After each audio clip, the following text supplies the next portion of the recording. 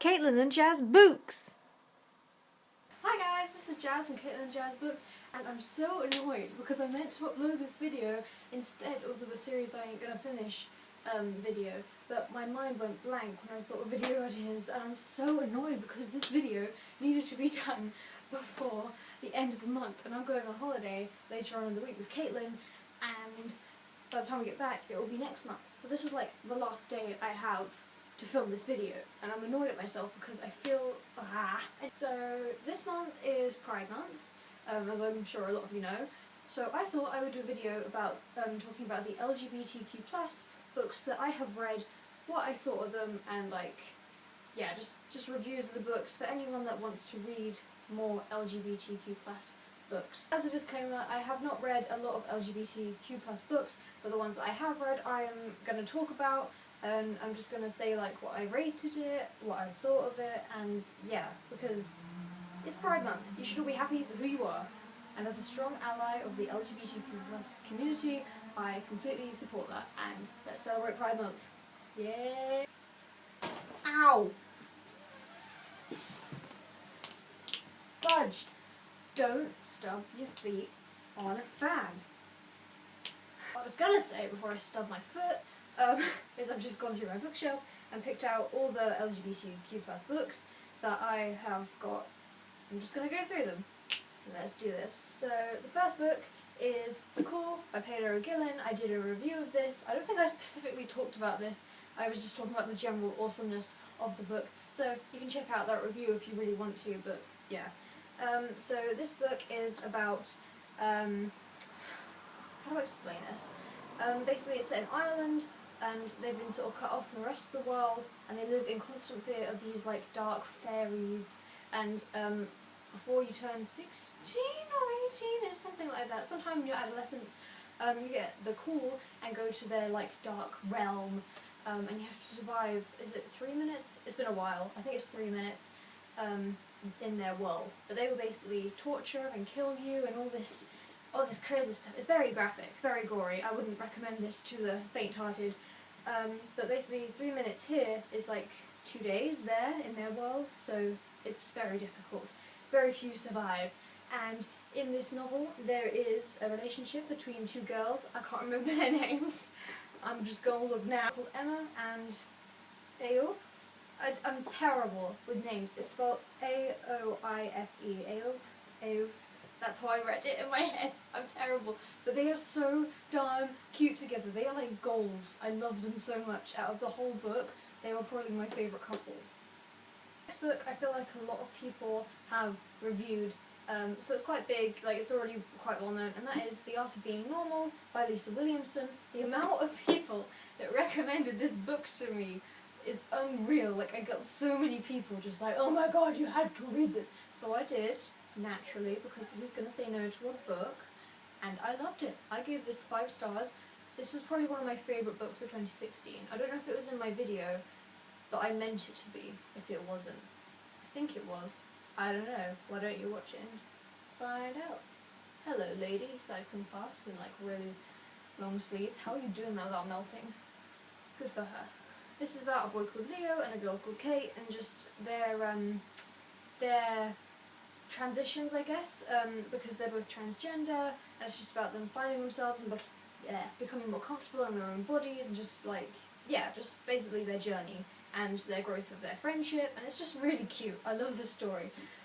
The one thing that did stand out to me, which I have said before, is, like, I saw this in a review, and once I read it I was like, oh my god, like, I agreed with it.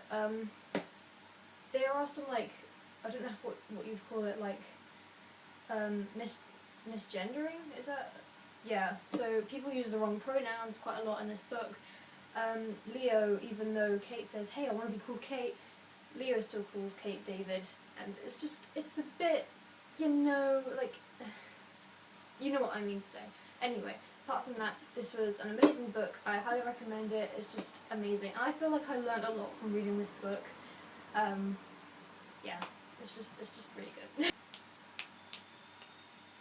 The next 2 books are by my favourite author of all time, Mr. Derek Landy, and why, what a fine author he is. The first one is I don't know why I picked the third one up, but the Demon Road trilogy, obviously by Derek Landy. This is the last one. This is just the first one that I could pick up, and I'm lazy and it's hot, so I couldn't be bothered. So I was like, book.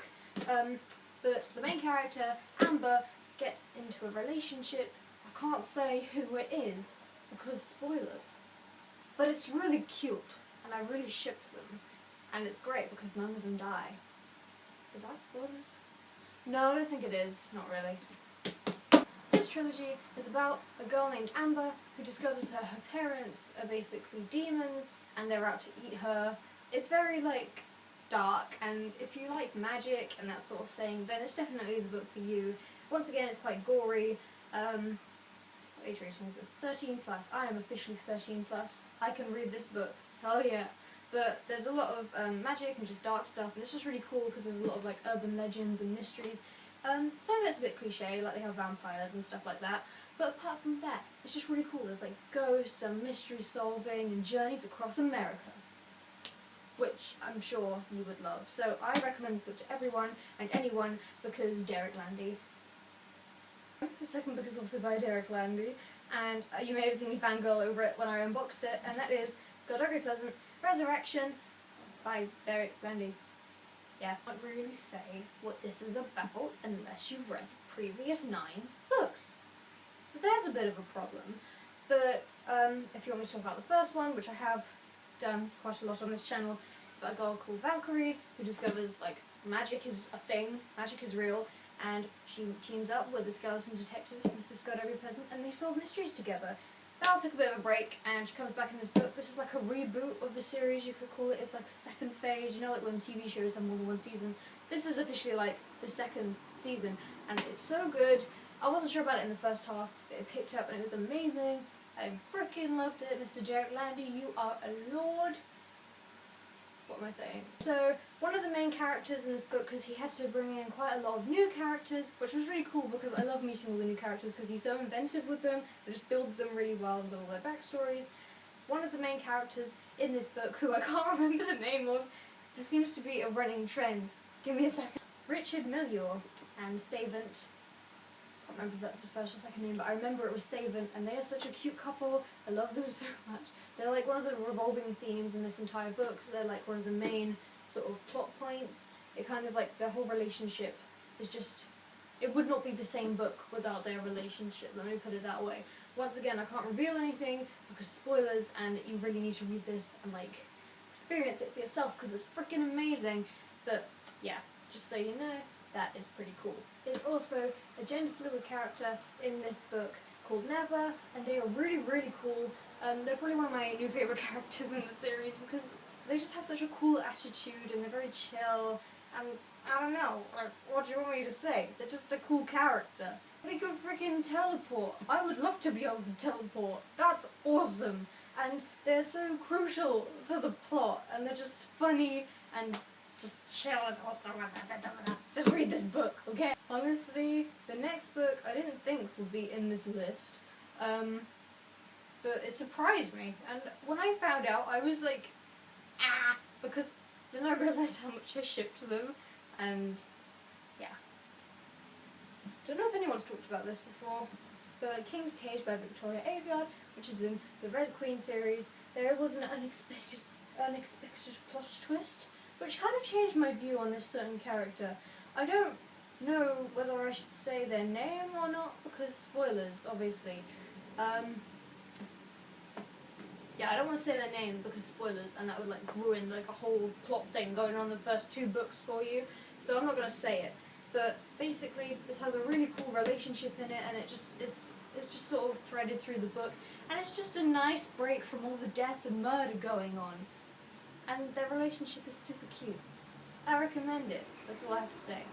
Can cars stop driving down this frickin' road? I say frickin' a lot. Frickin' chicken. Next book I'm going to talk about, I don't particularly enjoy, and that is Wayfarer by Alexandra Bracken. It was okay, I finished it, that's the main thing. I think I gave this like 2 or 3 stars, can't remember, it wasn't great. It's basically about a girl called, told you about the names, Etta, who can travel through time with a rather sexy sailor named Nicholas, and this is the second in the duology, so it's like where it all wraps up. And it's kind of introduced in the first book, but it's really made prominent in the second book that one of the main characters is lesbian, and I can't remember if they officially get together or not, but it's like, there's some flirting going on. There's definitely some flirting, and it's really cute. I don't know what else to say. Like, I can't say the character or anything because it's too many spoilers. Like, why do books have to have spoilers?